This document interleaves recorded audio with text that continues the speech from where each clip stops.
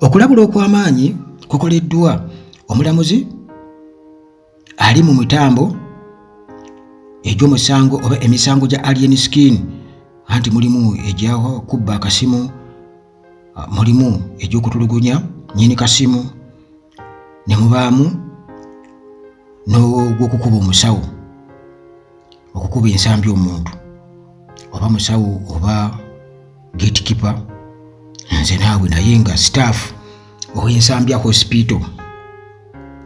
Kakati kituufu kyo bail bagimuwadde akulikeyo nnyo, kubanga munnanga anti okuwona ekkomera si lyangu. Bagamba nti akwagaliza ekkomera muganda wange aba akwagaliza n'okufa, nti yenkanakana n'omuntu abeera akusindize mu ntaana. Naye ng'era still ebyo byonna nga biri awo, abantu bakimanyi bulungi nnyo nti teri ali waggulu w'amateeka, ng'enjogera y'okufa ng'oni bweri nti unruly. Kale ekyo muganda wange tekikola, era Kalifaaganaga amugambye nti osobola okwogera byonna ng'oli wabweru, naye kasaba kuteekako obunnyogoga ne bakuyingizaayo eba nsiitaano yennyini, nti naye kennyini akyerabiddeko nti ekkomera munnange lisobola okukumira mu buli mbeera yonna, era oba gwani lisobola okubeera nga likola ki, likumira. Naye nga bw'atyo atuusiddwa ku kooti, era abantu babadde bamulindiridde newankubadde nga si be bangi abali awo. Abasinga obungi babadde bannamawulire, bannamawulire babadde basinga abantu aba bulijjo, era kooti ebadde esengamu bannamawulire. Fulufiga babaddeyo, Haji Haruna abaddeyo, Ronald Mayinja abaddeyo, Kalifaaganaga n'abayimbi abalala, ne Nnaalongo Bitono abaddeyo, era babadde babongako awo ne beebongako ne Fulufiga, kuba this time babadde ku side y'emu, era newankubadde bannamawulire badde bagezaako kubeera nga babakyokooza bwe batyo, obuviiri obulimu eddagala ly'ensaasa nga Fulufiga bw'atera okubeera nga amuvuma. Naye ebyo babadde si be baliko, era bakakasizza nti kuguno omulundi ate bali ku sayidi y'emu, wabula mu gwa Haji ne Hajati Zuura era basobola okuddamu okwewalabula essaawa yonna.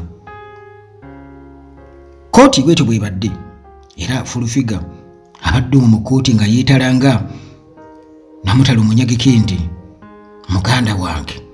Naye omulamuzi alabudde nga bwe nkutegeezezza, alabudde oludda lwa Alien Skin. Bafongoni soldiers abagambye nti kabatanda ne batandika okuteekawo ensasagge nga bye babadde byewera, nti ebintu byandikyukamu. Takomyeko kokka okulabula, n'alabula ne bannamawulire babulogazi nti aboogera ebitabadde mu kooti oba abongeramu obulikondo, nti munnange essaawa yonna nammwe mwalisimbibwa mu maaso g'omulamuzi ne mubitebya. Omusango kyategerekese nti gwaggiddwayo ogwamukwatisa ddala okumutwalisa eruzira gwali gwakubba kasimu nakutulugunya muntu. Ogwo ttiimu ekulemberamu Haji Haruna ne Fulufiga baayimukiramu ne bagenderawo ew'omukulu Mubiru ne babyogeramu, era ye omusango n'akakasa nti yali akoze eki, yali aguggyeeyo nga mwetegefu okubeera nga bateesa. Kitegeeza bamuwa akasimu ke ne ssente ze baatwala ndowooza oba n'okumuliirirayo okukubwa, okutulugunyizibwa. Ebyo tetulina kye tubimanyiiko, naye nga bo baateese kwegamba bamweyimiridde asaddeyo akasente cash bail nga loya bwatutegeezezza. Kakati n'abakakasa nti fayiro agenda gyongerayo wa DPP, era eyo gye bagenda okubeera ndowooza nga bagisalizaamu ddala okukakasa nti tewali musango. Naye nga mu bino byonna ng'otwaliddemu n'ebbalamu, bonna baalabudde Alien Skin okukomya effujjo n'okukomya okwetwala nti wa kitalo. Ekyo baakimulabudde, era nsuubira okuba nga eggaali ye nga Kalifaaganaga bw'agambye nti abantu bonna balina eggaali, naye eggaali zaabwe muganda wange bamanyi engeri gye bazifugamu ne zirema kubeera nga zibalabisa okutuuka ku ekyo. Kale munnange byebyo bibadde aku kooti, tewabaddewo nsasagge nti oba abantu batandika okubeera nga bawoggana. Wabula tukitegeddeko nti nno baategese ennyama. Waliwo omukyala ali Bulaaya yagala simanye ente, bwe baba mutali emisikini bagenda teekayo ente. Mama Fiina naye bw'atyo yabategeezezza okuteekawo ente n'ebyokunywa, ndowooza omwenge bagenda kunywa ekigenda okubeera eyo Makindye maganda wange, nga baaniriza omuntu waabwe gwe bakkirizaamu ennyo Alien Skin. Naffe munnange tumukulisaayo nga bwe nkutegeezezza nti ekkomera teriba lyangu yadde, teriba lyangu era teriba ddungi yadde, teriba ddungi yadde nti omuntu waba alisimattuse abeera akoze omulimu ogw'amaanyi ennyo. Waliwo omusirikale wa prison abadde omukambwe ennyo, kibadde kitegeerekese nti n'abannamawulire bennyini kibabeeredde kizibu nnyo okubeera nga baakiseesinga kkooti. bw'oba tolina kaadi oba ID obadde toyingirayo mu kkooti, obadde toyingirayo nga tolina ID. Bannamawulire babadde bangi nnyo, bo babadde bangi. Njagala okukubulira ng'era okukwata ebifaananyi si kyangu nnyo. Babadde ku guno omulundi baaguze obuti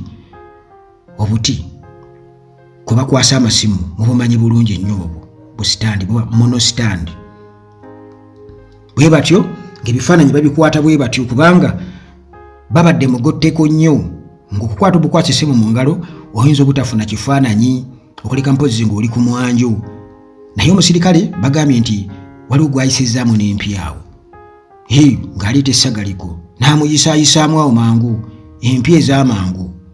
Ebyo tusobodde kubeera nga tubiraba, naye nga okusinziira ku bannamawulire ababaddeyo batukakasizza nti waliwo gwe bayisizaamu empi. Kale embeera ebadde ya bunkenke, naye nga benkutegeezezza nti kkooti ebadde ekubyeko.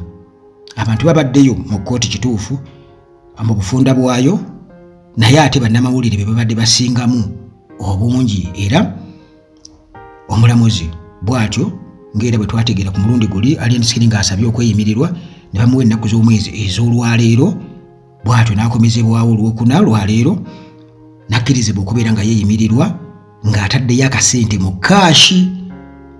Okitegedde? Akasente mu kaashi. Kati ako muganda wange kabeera kagenze, kaba kagenze mu kkooti z'e Uganda.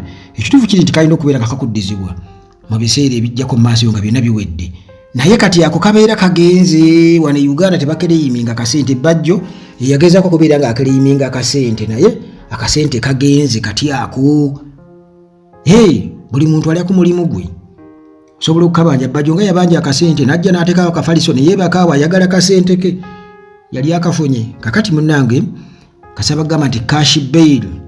Ate oba olina okuzinoonya full figure.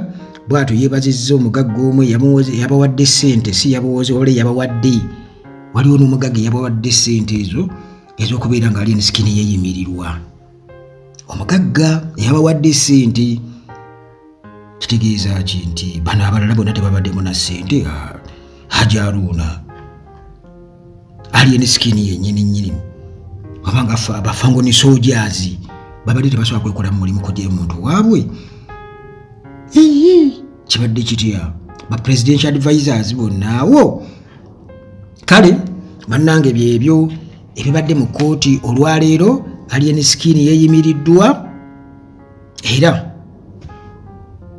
asuubirwa kudda buno omwaka, tasuubirwa kudda mu kkooti, agenda kudda mu January eyo. Ate kwegamba ng'ensonga bazongedde ewa DPP kuba kweripootinga bwe bityo nga yamubimanyi, kubanga babadde bamulinzeekaawo nga bwe bamuzze ne munne tabadde yekka n'abalala abaayoolebwa abali 13 noono omulala babadde naye bamuyitaani mwerabidde. Bonna